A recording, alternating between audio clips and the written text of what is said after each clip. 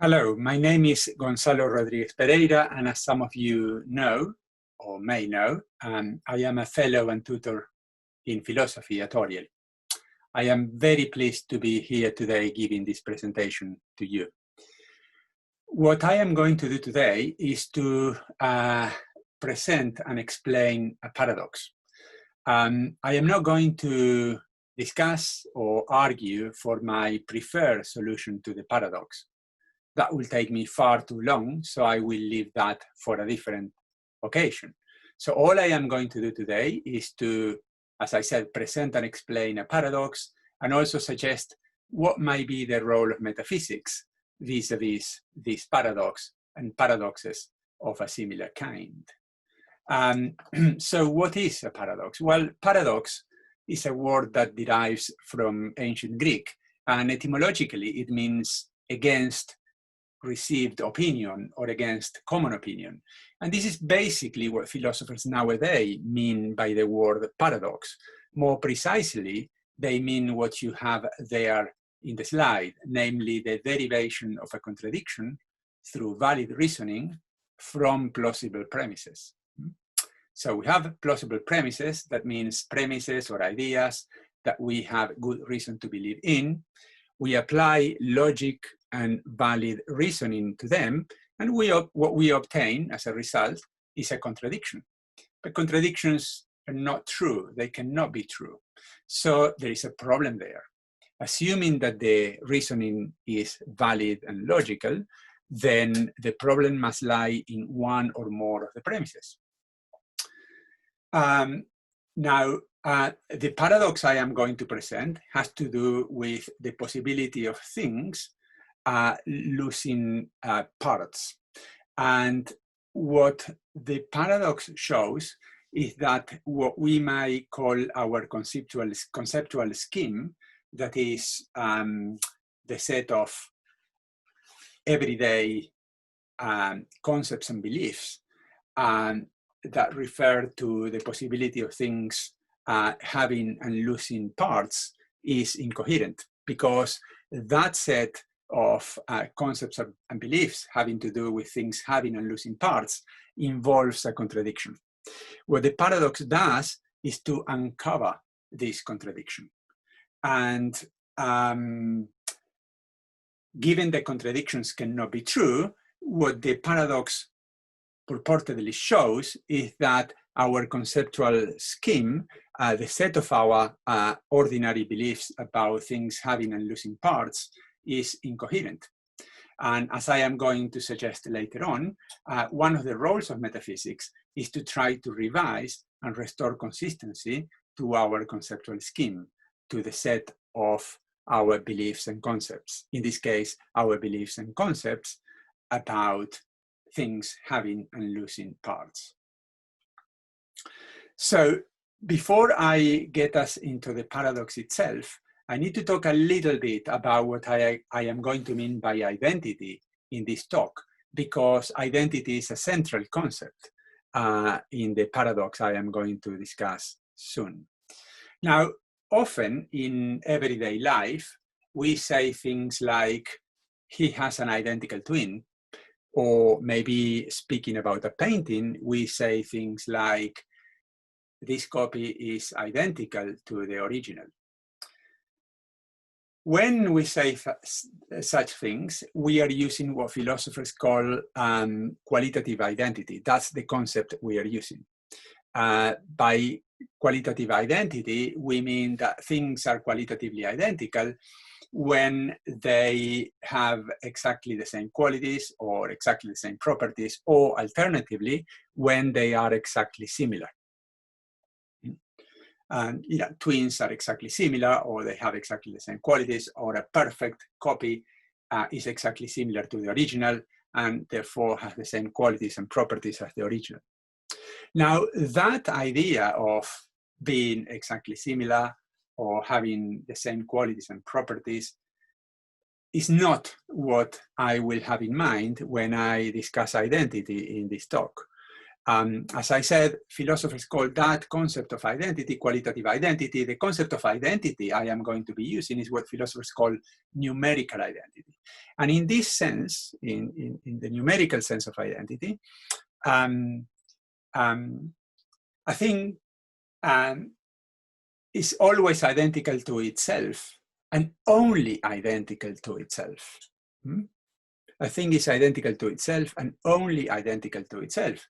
And of course, this concept of identity must clearly be a different concept of identity than the one I have called qualitative identity a moment ago, because I gave examples like he has an identical twin. Now, he and the twin are two things, and therefore they cannot be numerically identical, because a thing can be numerically identical only to itself. So if you happen to have a twin, although you may be qualitatively identical to him or her, you are not numerically identical to them, because you and your twin are two things, not one, right? Similarly, a copy of a painting and the original painting are not numerically identical, because when you have in a room the copy and the original, you have two things, not one. And numerically identical things are things that are one thing. Now, I will symbolize the concept of numerical identity with the equality sign from mathematics, as you have it in the slide there, right? Boris Johnson is numerically identical to the current PM. If we make the assertion that Boris Johnson is numerically identical with the current PM, with the current Prime Minister, that is true if and only if Boris Johnson and the current Prime Minister are one and the same thing. And that is what I am going to mean by identity in this talk. I am always going to have in mind numerical identity, unless I say otherwise. So whenever I use the word identity or identical or any of its other cognates, what I mean is identity or identical in the numerical, not qualitative sense. Now, a central structural law about identity is the transitivity of identity. And this is a very simple law that is stated there in the slide. The law says that if A and B are identical and B and C are identical, then A and C are identical. And this makes a lot of sense, right? Remember, identity has to do with being one and the same thing. So if A is identical to B, A is one and the same thing with B. And if A is one and the same thing with B, A is one and the same with the things B is one and the same with. So if A is one and the same with B, one and the same thing with B, and B is one and the same thing with C, then A is one and the same thing with C too. And that is the transitivity of identity. I mention this because the paradox depends on this feature of identity. Now, I am about to introduce the paradox now, but to do that, I need to introduce you to a new object. At the beginning of this talk, I introduced myself and I said, my name is Gonzalo, blah, blah, blah. Now I want to introduce you to another object, which has a very intimate and peculiar relation to me. And this object I shall call Gonzalo-minus. Now, Gonzalo-minus is a part of me. And Gonzalo-minus is the object that has exactly all my parts except my left hand, right? So it should be clear that it is a part of me, right?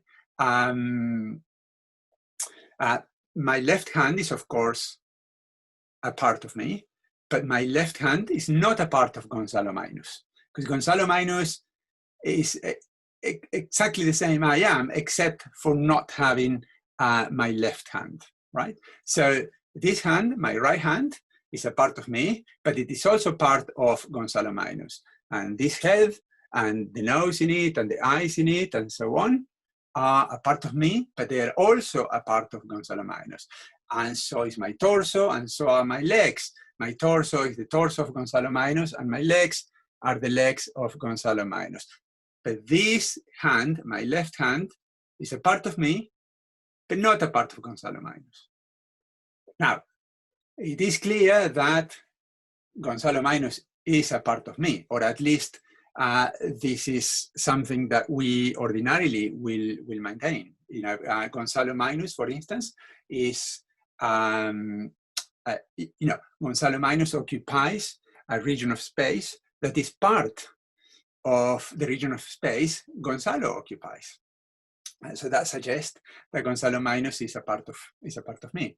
Everything that is inside the Gonzalo-minus, for instance, is also inside Gonzalo, but not vice versa, because the things are inside my left hand, so they are inside Gonzalo, but they are not inside Gonzalo-minus. So all these considerations suggest that Gonzalo-minus is a part of Gonzalo, but Gonzalo is not a part of Gonzalo-minus. Gonzalo includes Gonzalo-minus, but Gonzalo-minus is less than Gonzalo. Now, it should be clear that today, Saturday, Gonzalo and Gonzalo-minus are not identical, right? And that equality sign with a bar crossing it means non-identity, right? So Gonzalo on Saturday is not identical to Gonzalo-minus on Saturday.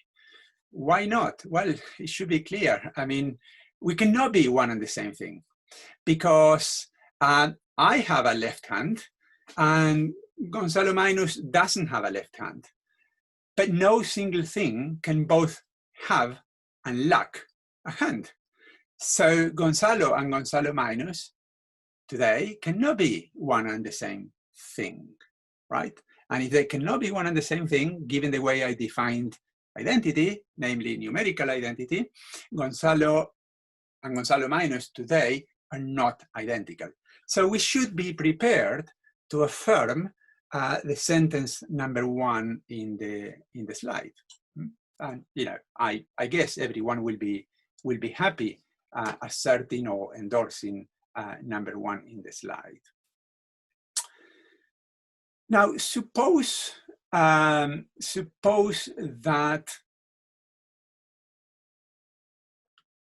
tomorrow morning I have an accident, and as a result, I am taken to hospital, and unfortunately, my left hand is amputated. So I lose a hand.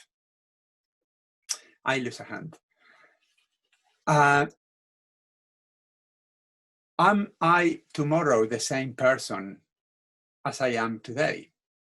Well, I suppose the answer should be yes, of course, because a hand is not an essential part of a person. It's not a part that a person cannot lose. It's not a part that if we destroy the part, we destroy the whole.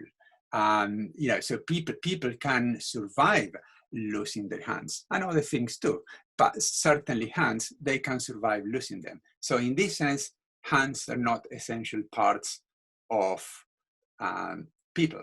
And there are many other parts that are not essential parts of things other than people. Say, a door handle is not an essential part of a door. So it looks as if we should be prepared to endorse or assert sentence number 2 in the slide, right? So Gonzalo on Saturday is one and the same thing as Gonzalo on Sunday. True, they have different properties and different parts. Gonzalo on Saturday has a left hand.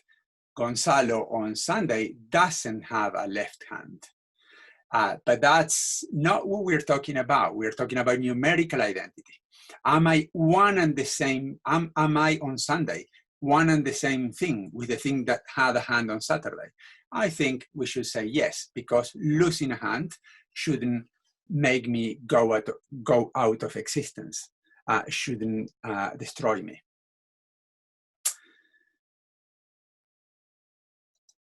And What should we say about the relationship between Gonzalo-minus on Sunday and Gonzalo-minus on Saturday? Are they one and the same thing, or are they not? Well, I mean, nothing ever happened really to Gonzalo-minus when Gonzalo had the accident and had his hand amputated, because the left hand, the amputated hand, was never a part of Gonzalo-minus.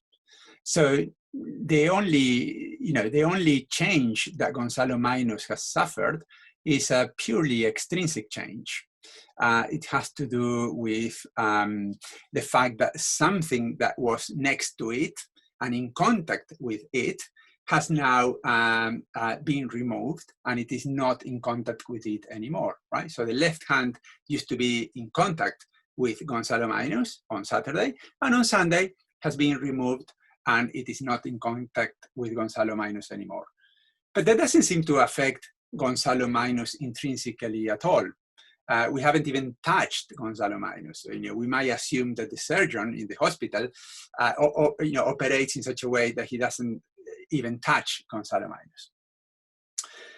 So given that no change, no intrinsic change has been suffered by Gonzalo-minus through all this affair, I think it is plausible that we assert or endorse sentence number 3 in the slide. And that says that Gonzalo-minus on Sunday is one and the same thing with Gonzalo-minus on Saturday.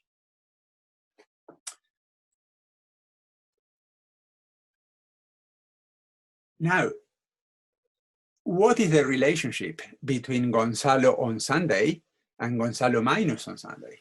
Well, Gonzalo-minus on Sunday doesn't have a left hand. He never had one. Gonzalo on Sunday doesn't have a left hand anymore because he got his left hand amputated. So on Sunday, Gonzalo and Gonzalo-minus have exactly the same parts. Yeah, the right hand is a part of both, the head is a part of both, the arms are parts of both, the legs, and so on.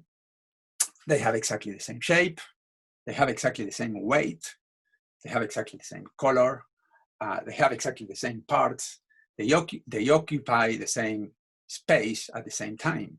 And that suggests that on Sunday, Gonzalo and Gonzalo-minus are one and the same thing. So it looks as if we should accept and endorse sentence number 4 in the slide. Now, what we have then is a set of 4 ideas that are suggested by, that seem to be plausible and are suggested by our everyday understanding of things and their parts, and what happens when things lose their parts, and what happens when when there are presumably 2 things sharing the same space at the same time, and so on.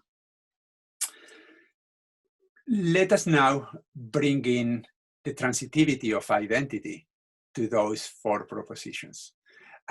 We are going to apply transitivity to sentences 2 and 4 first. And what we obtain by applying transitivity to 2 and 4 is number 5, right?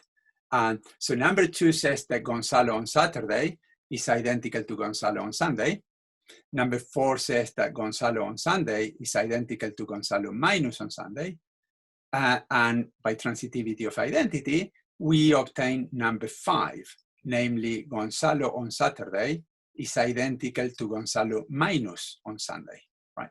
If Gonzalo on Saturday is one and the same thing with Gonzalo on Sunday, and Gonzalo on Sunday is one and the same thing with Gonzalo-minus on Sunday, then the third thing, Gonzalo on Saturday, should be one and the same with the third thing, Gonzalo-minus on Sunday. And that is exactly what sentence number 5 says. So we have added, one more sentence to our set of sentences we should believe in, right? Because we had reasons to believe in 1, 2, 3, and 4. We have reason to believe in the transitivity of identity, and 2, 4, and the transitivity of identity deliver number 5. But now we can apply the transitivity of identity again, this time to sentences 3 and 5, right? But we're going to reverse the order, sorry, and we're going to apply transitivity to 5 and 3 in that order. So number 5 says that Gonzalo on Saturday is identical to Gonzalo-minus on Sunday. And number 3 says that Gonzalo-minus on Sunday is identical to Gonzalo-minus on Saturday. If we apply transitivity of identity, then the thing at the left of the identity sign in 5 should be identical to the thing at the right of the identity sign in 3. And that gives us sentence 6 that says Gonzalo on Saturday is identical, is one and the same thing with Gonzalo-minus on Saturday. So we have reason to believe in number 6. And now we have 6 sentences that we have reason to believe, and they are all listed there in the slide.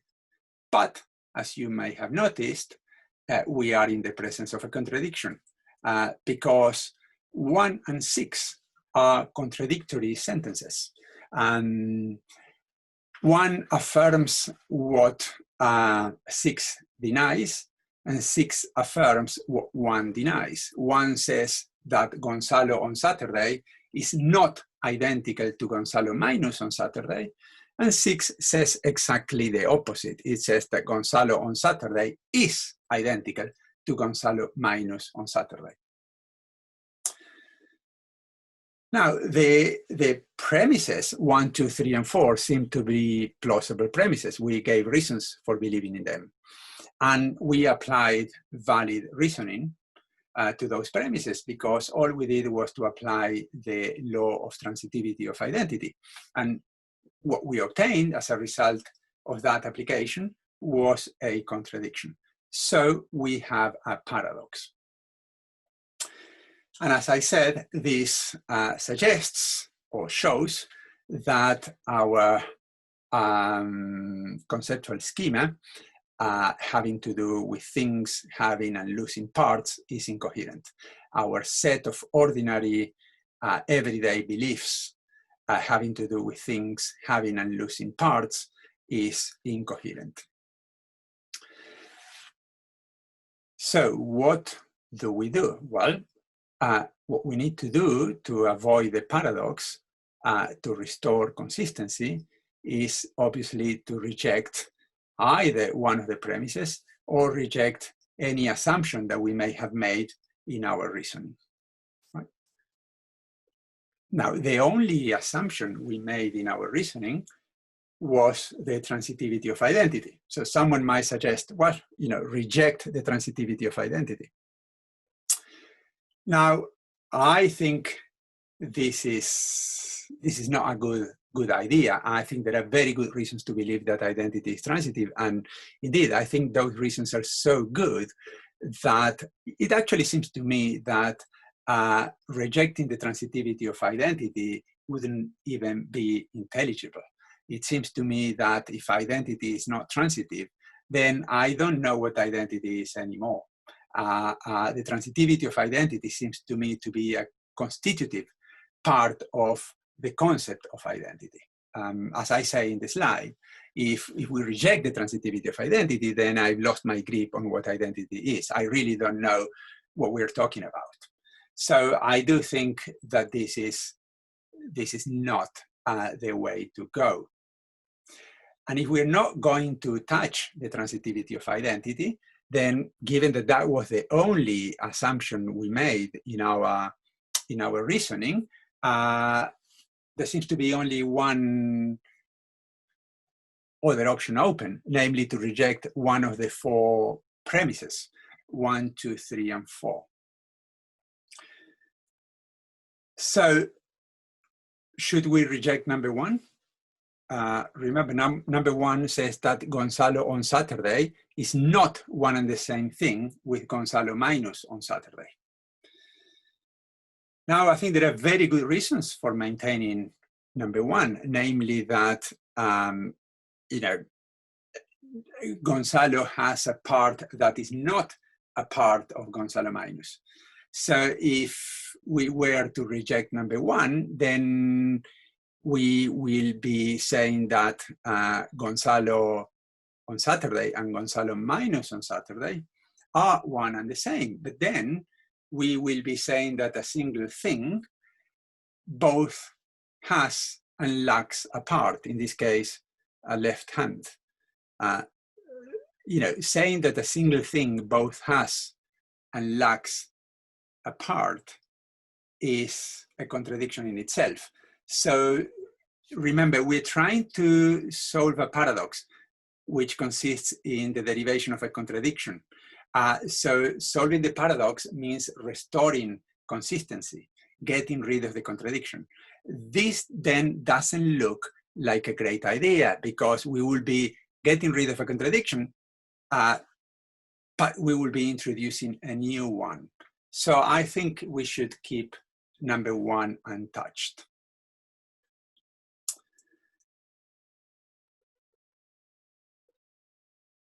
Should we then maybe reject sentence number two? Remember, sentence number two says that Gonzalo on Saturday is one and the same thing with Gonzalo on Sunday. But, you know, why, on what basis could we reject this? Because when you want to restore consistency, and in order to do so, what you do is to reject one of the premises that were involved in the derivation of the contradiction, you need to give reasons for why you are rejecting that premise and not another. Your decision to reject a certain premise rather than another must be rationally motivated. So on what basis will we reject number two? Well, you know, someone could say, you know, Gonzalo by destroying or by removing the left hand from Gonzalo, we made Gonzalo go out of existence. So Gonzalo doesn't exist on Sunday. So there is nothing that is one and the same thing with Gonzalo on Sunday. So a fortiori, it is not true that Gonzalo on Saturday is one and the same thing with Gonzalo on Sunday. Well, that is a very strong claim, because basically that entails that I cannot lose my left hand, that my left hand is essential to me, and nothing will be me unless that thing had a left hand. And I think that's an extraordinary claim to make. And I hope you have realized that this paradox has nothing to do with me and my left hand. I could have used a very different example. I mean, I just decided to use me and my left hand, but I could have used any other thing with any of its parts, or I could have used myself and any other of my parts. So this is a perfectly general paradox, and you can run it with other people or with other things. It has nothing to do with me. So what we say about the paradox should be generalizable, right? So the claim that I cannot lose my left hand, that losing my left hand means my going out of existence, is very, very strong. But much stronger is the generalized claim that is implicit in that particular claim, that no thing can lose any of their parts. I couldn't have lost any other of my parts, nor could you lose any of your parts, nor could your computer lose any of its parts, nor could your cars lose any of its parts, and so on and so forth. That really goes against the heart of our conceptual scheme, having to do with things and their parts. I mean, we seem to observe things losing parts all the time, and we don't always say, oh, the thing we had before doesn't exist anymore, it has been replaced by something else, because the thing we had before has lost a part. So rejecting number two would be a highly, highly revisionary option. It is an option that some philosophers have taken, but it has its costs. It's highly, highly revisionary. It basically means that no thing can lose any part.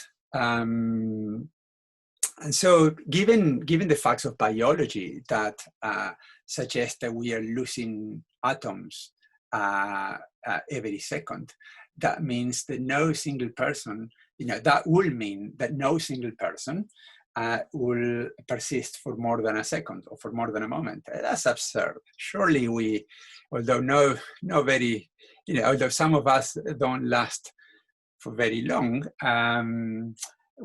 most of us last for more than a moment or more than a second. So, it is possible to reject number 2, but it has a high cost to pay.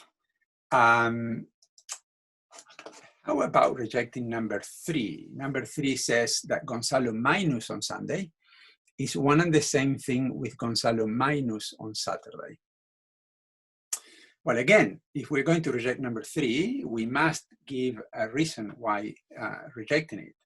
And someone might think that number 3 is false because Gonzalo-minus doesn't exist on Saturday. And if Gonzalo-minus doesn't exist on Saturday, nothing that exists on Sunday can be one and the same thing with Gonzalo-minus on Saturday, because we've said that Gonzalo-minus doesn't exist on Saturday. Fair enough. But why would we say that Gonzalo-minus doesn't exist on Saturday? Well, some people have said that things don't have arbitrary undetached parts. And Gonzalo-minus will be such a part. It is different from my left hand because both Gonzalo-minus and my left hand are undetached from me.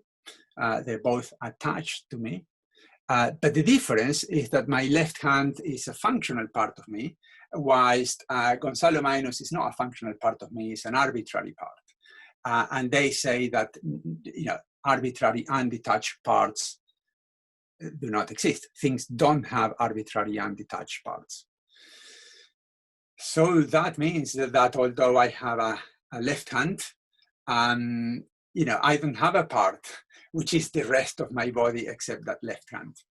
And that again is highly, highly revisionary. We do think that if you have a certain part, say a hand, then you have another part which consists of all the rest of your parts put together. And we will be rejecting that natural claim that we seem to make in ordinary life.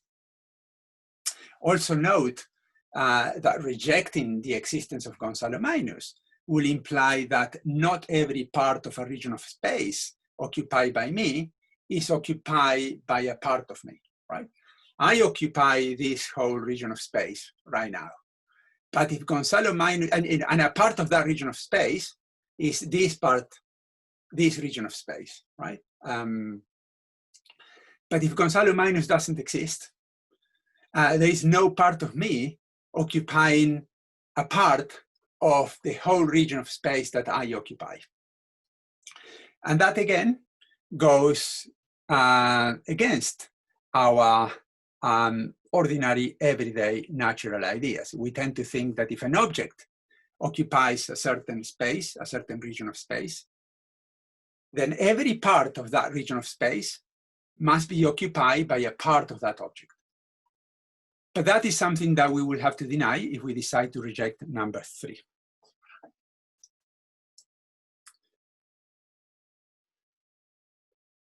So how about rejecting number 4? Sentence number 4 says that Gonzalo on Sunday is one and the same thing with Gonzalo-minus on Sunday.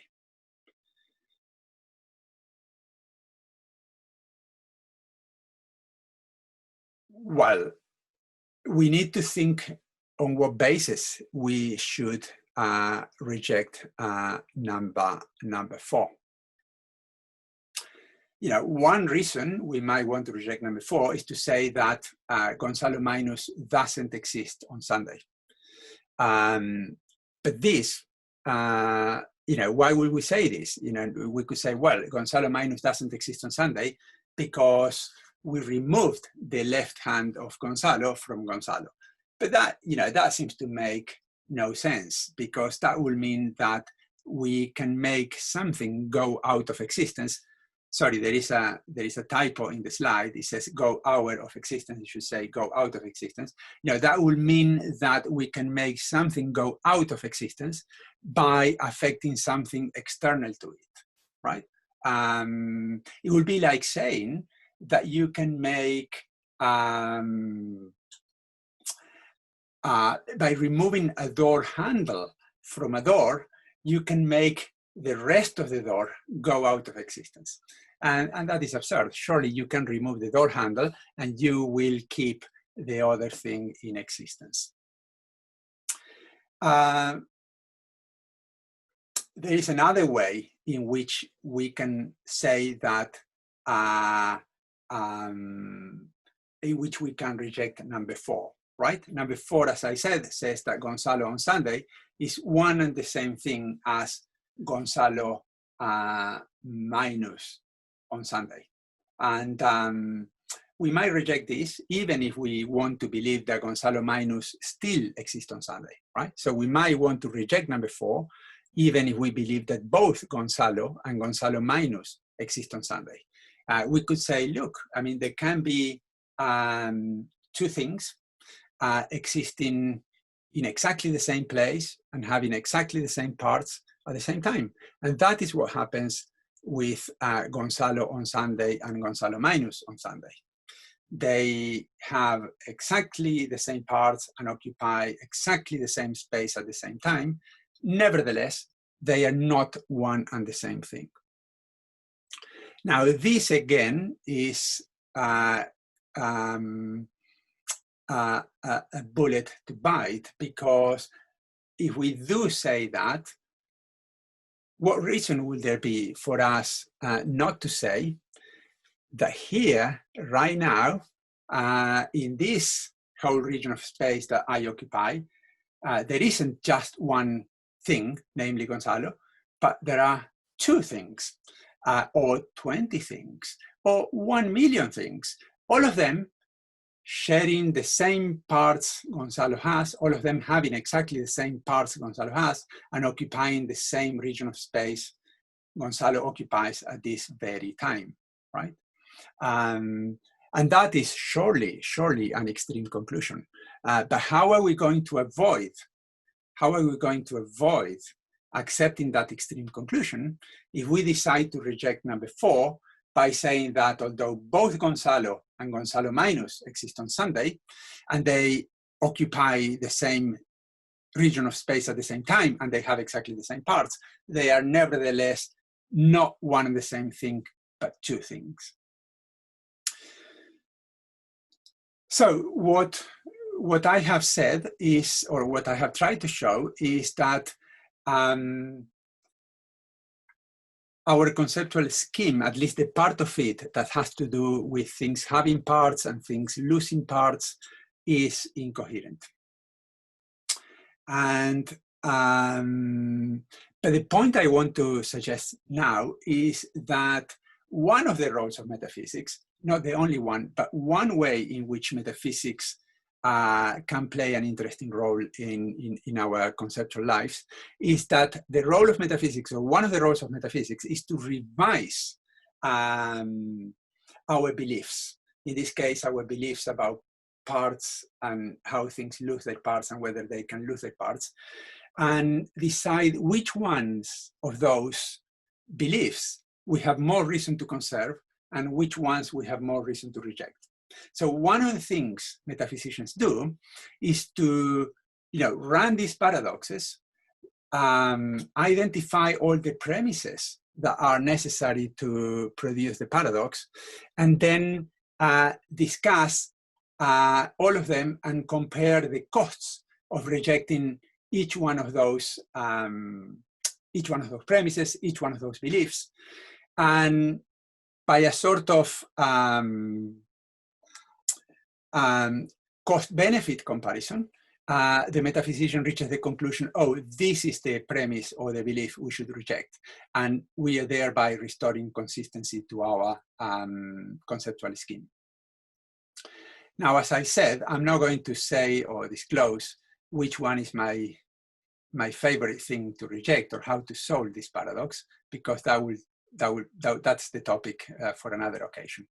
So I hope you have enjoyed this this presentation, and thank you very much.